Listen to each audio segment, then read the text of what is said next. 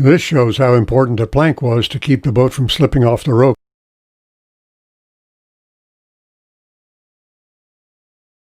Once the hull is upright, there's little left to do according to plan. From here on out, we're on our own as we plan the interior and complete the Tillamook dory.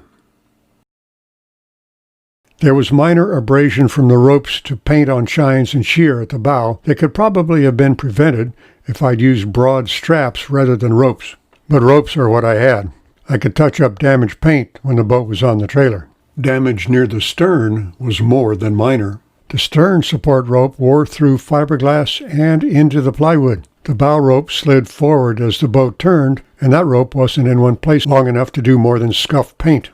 As I began to back the trailer under the boat, I realized I'd never compared trailer width to the width of the bay in which I built the boat. There is so little room on each side of the trailer, I unhitched it from the truck and pushed it under the boat by hand. With the boat on the trailer and ropes removed, I made putty with 5-minute epoxy and wood flour and filled rope damage near the stern. Next, I installed transom knees. The knees are shorter than the plan to accommodate the deep motor cutout. With the daylight left, I began fairing the shear down to the frames. I drilled a hole for the eye bolt, bedded it in epoxy putty, and covered the nut with epoxy on the inside. Before quitting for the day, I scarfed 10-foot clear cedar 1x3s for the rub rail and pine 1x4s for the inside shear rail. I didn't use much glue because I may want to replace the rub rail someday. I pulled the boat out into the sunshine. In the evening, I used a small chisel to remove extruded glue and mixed epoxy and wood flour to the consistency of honey to fill irregularities along the shear. The next day, I vacuumed again and applied epoxy to every square inch of the interior with disposable brushes. With only a few minutes free for boat work that day, all I did was install drain plugs. I didn't want drain holes through the transom, both for appearance and because they would be above the lowest points of the bottom of the boat. I mixed a small batch of epoxy, coated all surfaces of the blocks, and screwed them down. When epoxy had cured, I used the holes as guides to drill through the bottom of the boat. When fully inserted, the plugs are flush with the bottom.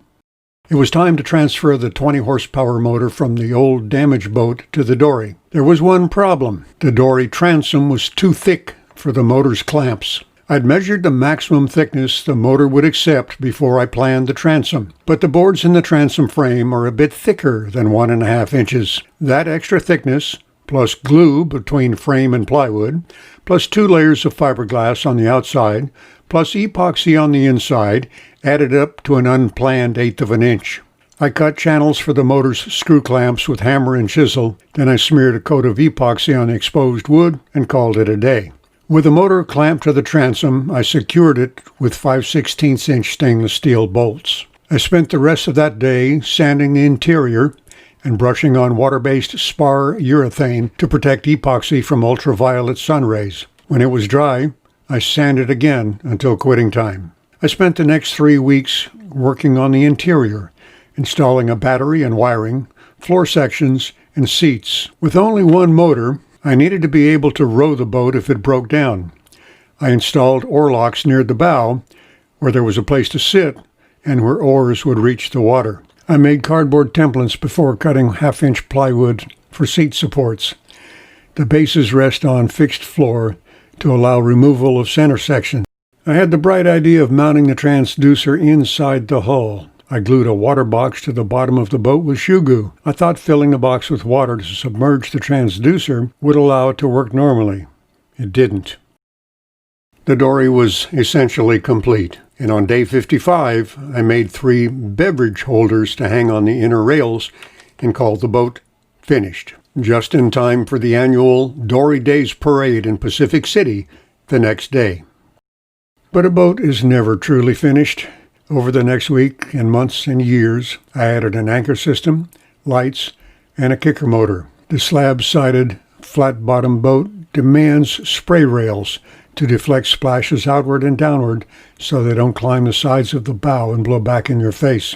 My internally installed transducer could not see through the 1/2-inch plywood hull, so I went to Plan B. I carefully routed a hole through the plywood down to but not through the fiberglass, put the transducer in that hole, and filled the hole with epoxy. That worked fine, up to 6 miles per hour. Above that speed, air bubbles under the boat interfered with the signal. So I went to plan C, hung it on the transom traditionally, and after smashing it off while launching one day, I came up with this solution. The most significant modification was the addition of a dagger board. A light, flat-bottomed boat is like a dry leaf on a pond. It goes where the breeze pushes it. At slow speeds in a crowded marina, directional control is not good enough.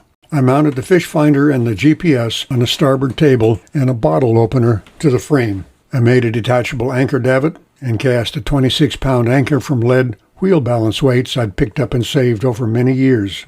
The boat is stable and comfortable. The ride at full throttle and 21 miles per hour was smooth, but it wasn't a fair test as the bay was unusually flat and calm. At 3/4 speed, the bow rises enough that vision directly forward from the stern seat is obstructed. However, standing at the tiller is comfortable using a tiller extension. The bow stop on the trailer abraded paint, so I added a cedar cutwater. With the weight of the second engine, the boat points high at intermediate and fast speeds. With a center console, weight would be better distributed, and the whale tail I added would not be necessary.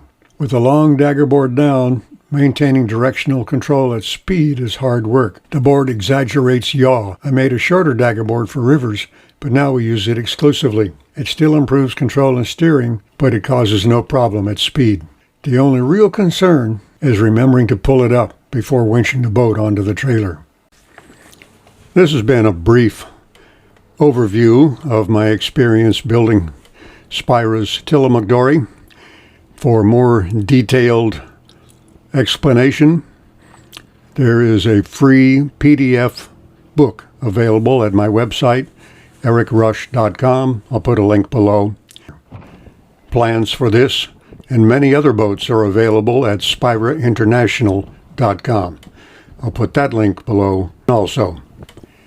Thanks for watching.